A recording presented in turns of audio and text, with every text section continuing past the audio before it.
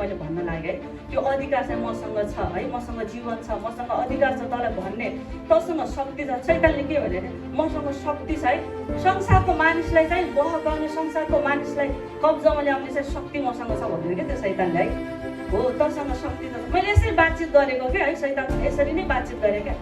हो तँसँग शक्ति त छ तर तँसँग अधिकार चाहिँ छैन है, अधिकार तँसँग छैन, अधिकार चाहिँ मसँग छ। त शैतान चाहिँ हारेको होस् है। अनि त्यसो बातचित गर्दै गर्दा चाहिँ प्रभुले मलाई एउटा वचन दिनुभयो, तैँले यो वचन हो भनेर है, त्यो पहिलो योहन्ना 2:14 पढ्दा दिनुभयो कि त्यतिखेर नै त्यो पढ्दा पढिदिनुहोस् त। रहन्छ र तिमीहरूले यस दुष्टलाई जितेका छौ। आमेन है। यो वचन मलाई थाहा थिएन, प्रभुले भन्नुभयो ल यो वचनलाई दाबी गर भन्नुभयो क्या है। म उठाएँ त्यसको छिटो जब मैले यो वचनलाई घोषणा गरेँ है, जब मैले यो वचन पढेर जब मैले त्यो दुष्टलाई हकारेँ नि, साँच्चै भनेको मभित्र यस्तो शान्ति आयो कि म छक्कै पऱ्यो भने मभित्र चाहिँ एकदम तँको होस्, तँसँग के छ र तैँले के गर्न सक्छस् भनेर मैले यो क्वेसन गरेको थिएँ उसलाई है। त्यसले कति अनि त्यसपछि मैले बाहिरबाट खोटाल्न थालेँ कि शैतान चाहिँ आफूलाई चाहिँ के थाहा छ, शैतानले है आफूलाई चाहिँ के थाहा छ, तर हामीले चाहिँ के सोच्नु पर्छ, बाइबलले चाहिँ शैतानले के भन्छ, शैतानले आफूलाई चाहिँ के सोच्छ त है, त्यो लुसिफरले आफूलाई चाहिँ के सोच्छ भन्ने कुरा म खोज्न थालेँ नि। त्यसो न गर्छ अरे है, यो कुनै अचम्मको कुरा होइन अरे, तिम्रो अचम्मै नमान अरे है। यो कुरा म सोच्दै थिएँ है। अनि त्यो जब त्यसले ज्योतिमय त्यो रूप धारणा गर्छ भनेपछि अब हामीलाई चाहिँ त्यसले के प्रभाव त्यो हालिदिन्छ होला कि है, हामीलाई चाहिँ के हालिदिन्छ होला नि, हामी उसको कतिपय समय हामीलाई के लाग्छ त थाहै लाग्छ, हामीलाई थाहै हुँदैन कि शैतानले हाम्रो जीवनमा कुनै कुरा हालिदिएको है, कुनै कुरा गरेको हामीलाई परमेश्वर, तर शैतानले के भन्छ यो गलत होइन भन्छ है। पहिला हामी यो कुरा तँको होस्, तँसँग के छ, तैँले के गर्न सक्छस्, यो कसले हालिदिन्छ अरे, शैतानले हरेक मानिसको हृदयमा हालिदिन्छ। अरू पनि थुप्रै छ, डर हालिदिन्छ, निराश हालिदिन्छ, चिन्ता हालिदिन्छ, फिर्ती हालिदिन्छ, थुप्रै कुरा शैतानले हालिदिन्छ। तर मेन कुराहरू के छ भनेपछि तँको होस् र है, तैँले के गर्न सक्छस्, तँसँग के छ। यही कुरा कतिपय समय तपाईँले याद गर्नुहोस्, मान्छेले पनि मान्छेलाई यही भनेको हुन्छ। तपाईँले कहिले सोच्नु भएको छैन है। उत्पत्ति 1:26 के छ त, उहाँले के गर्नुभयो त, मानिसले आफ्नै स्वरूप अनि आफ्नै प्रतिरूपमा बनाउनु भयो है। अनि शैतानले तपाईँले भन्यो ल तँको होस् भनेर तपाईँले के भने म चाहिँ उहाँको स्वरूप र प्रतिरूपमा बनेको मानिस हो है। अनि म परमेश्वरको सन्तान हो, अझै प्रजा हो, पहिलो पत्रुस 2:9। अनि उत्तराधिकारी हो है। यदि सन्तान हो भने त हामी उहाँको के हो त, उत्तराधिकारी पनि हो। अब अर्को सोध्यो है, तँसँग के छ भनेर सोध्यो ल शैतानले। अब तँको होस् भन्ने बित्तिकै त ल म चाहिँ परमेश्वरको सन्तान हो है, म चाहिँ परमेश्वरको स्वरूपमा बनेको मानिस हो भन्नुभयो। ल अब तँसँग के छ भने चाहिँ तपाईँले के भन्ने त, यसो चाहिँ मेरो साथमा हुनुहुन्छ भने चाहिँ शैतानले चाहिँ के गर्न सक्छ, केही पनि गर्न सक्दैन। योहन्ना 5:12 है। तँसँग चाहिँ के, शैतानसँग जीवन चाहिँ छैन है, ऊ चाहिँ अनन्त नरकमा गइसकेको छ, तर चाहिँ हामीसँग के छ, जीवन छ है। अनि अर्को चाहिँ मसँग पुत्र छ है, मसँग प्रेम छ, मसँग शान्ति छ है, मसँग धैर्य छ, सबै कुरा तपाईँले के गर्न सक्नुहुन्छ, भन्न सक्नुहुन्छ है। अनि अर्को छ 3 नम्बरमा, तैँले के गर्न सक्छस्। ल हाम्रो पत्रुस दाइ, अब शैतान आयो अनि तपाईँलाई भने तैँले के गर्न सक्छस् भनेपछि तपाईँले के भन्ने,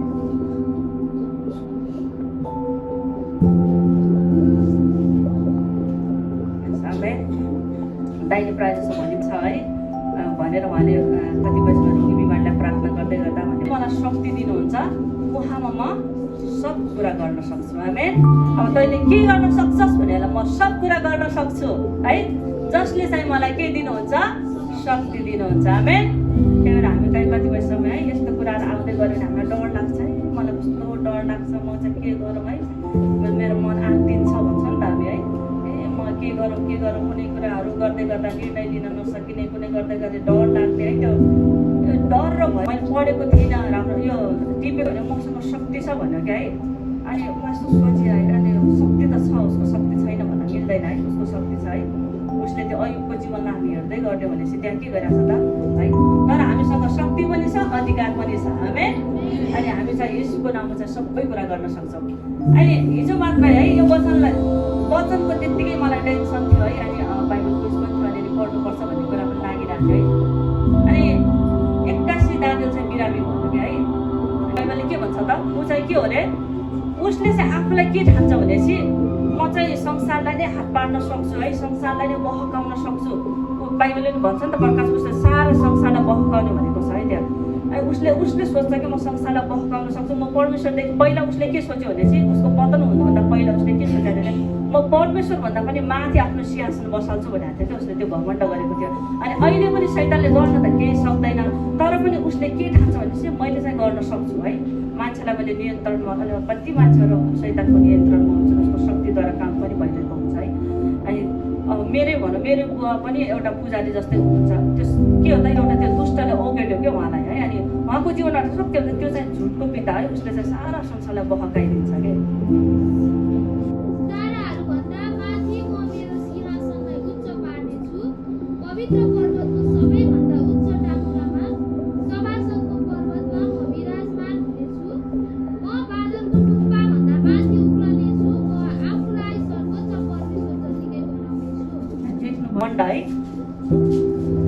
ताराहरूभन्दा पनि माथि रे है, अनि परमेश्वरभन्दा पनि अझ म माथि उक्लने छु है, स्वर्गमा उक्लने छु।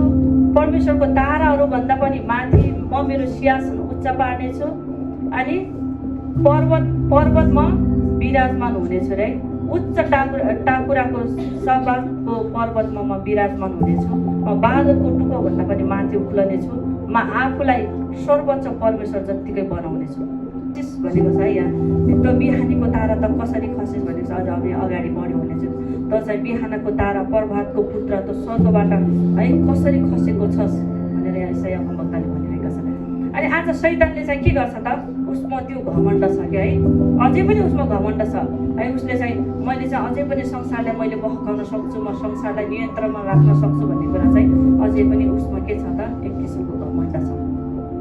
प्रभुबाट आएको होइन, यो चाहिँ शैतानबाट आएको होइन। शैतानले के भन्यो भने चाहिँ शैतानले आफूलाई चाहिँ परमेश्वर जत्तिकै ठान्यो, तर उसको के भएको छ, पतन भएको छ है। अनि अर्को नम्बरमा उसले आफूलाई के भन्छ भने म ज्योति जस्तै ठान्छ कि उसले, म चाहिँ अझै ज्योतिमा छु, म ज्योतिको रूप धारण गर्न सक्छु हुन्छ, तर चाहिँ त्यो कहाँ छ त, अन्धकारमा छ है। अनि अर्को चाहिँ उसले चाहिँ आफूलाई शक्तिशाली पनि ठान्छ, तर येशूले चाहिँ जितिसक्नु भएको छ। आमेन। अनि हामीले पनि शैतानलाई चाहिँ यो कुरा भन्नुपर्छ, तँसँग के छ, तैँले के गर्न सक्छस्, तको वस्त्र है। अनि चाहिँ छैन। आमेन। शैतानले हाम्रो हृदयमा जस्तो सुकै कुरा हाले पनि, डरको कुरा हाल्ला, निराशको कुरा हाल्ला, चिन्ताको कुरा हाल्ला, रोग पनि हाल्छ है, रोग पनि हालिदेला। तर चाहिँ हामी यो कुरामा चाहिँ हामी दृढ हुनुपर्छ कि प्रभु चाहिँ मेरो साथमा हुनुहुन्छ। आमेन। विश्वास गर्नुहुन्छ? ग्रेसी, तिम्रो साथमा को हुनुहुन्छ? तिम्रो जीवनमा कुनै कुरा चिन्ता फिक्री आयो भने चाहिँ तिमीले के भन्ने? आमेन है। मसँग चाहिँ को हुनुहुन्छ? परमेश्वर हुनुहुन्छ है। आज कति जवानको हृदयमा चाहिँ किन आज है जवानहरू सुसाइड गर्छन् है, संसारको माया प्रेममा फसिरहेका हुन्छन् है, संसारको प्रेमलाई खोजिरहेका हुन्छन्। अनि संसारको प्रेम नपाउँदै गर्दा उनीहरू सुसाइड गर्न पुग्छन् है। तर किन गर्छन् भने उनीहरूले चाहिँ परमेश्वरलाई नपाएको कारणले हो। तर हामी चाहिँ आज परमेश्वरका छोराछोरी हामी भएर पनि हाम्रो अझै पनि हामीमा विभिन्न कुराहरू छ है, मनमा संसारको कुराहरू छ, चिन्ता फिक्रीहरू छ है, मनमा एक डर छ भने चाहिँ हामीले यो कुरा जान्नुपर्छ कि प्रभु चाहिँ हामीले यो कुरालाई चाहिँ अझै पनि स्वीकार गरेका छैनौँ कि प्रभु चाहिँ हामीसँगै हुनुहुन्छ भन्ने कुरा हामीले थाहा नै पाएका छैनौँ। त्यही भएर हामीले चाहिँ एकदम साहससँग है हामीले के गर्नुपर्छ त, प्रभु चाहिँ मसँगै हुनुहुन्छ भन्ने कुरालाई चाहिँ अनुभव गर्नुपर्छ। आमेन। ज्योति छ, तपाईँले यो कुरा के गर्नुपर्छ, दाबी गर्नुपर्छ है। अनि तैँले के गर्न सक्छस् भन्दा बित्तिकै तपाईँले के भन्नुपर्छ, येशूको नाममा जसले मलाई शक्ति दिनुहुन्छ उहाँमा चाहिँ म सबै कुरा गर्न सक्छु है। तपाईँले यसरी थुप्रै खालको कुराहरू आउन सक्छ है। ती कुराहरू जब तपाईँको जीवनमा आउँदै गर्दा चाहिँ वचनले तपाईँलाई सान्त्वना दिन्छ, वचनले तपाईँलाई शक्ति दिन्छ। आमेन।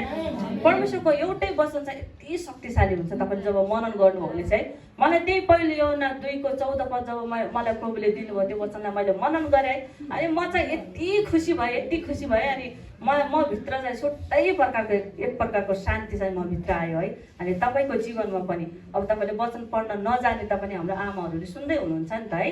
प्रत्येक हप्ता तपाईँलाई वचन सुनाइन्छ, घरेलु सङ्गतिमा तपाईँले वचन सुन्नुहुन्छ।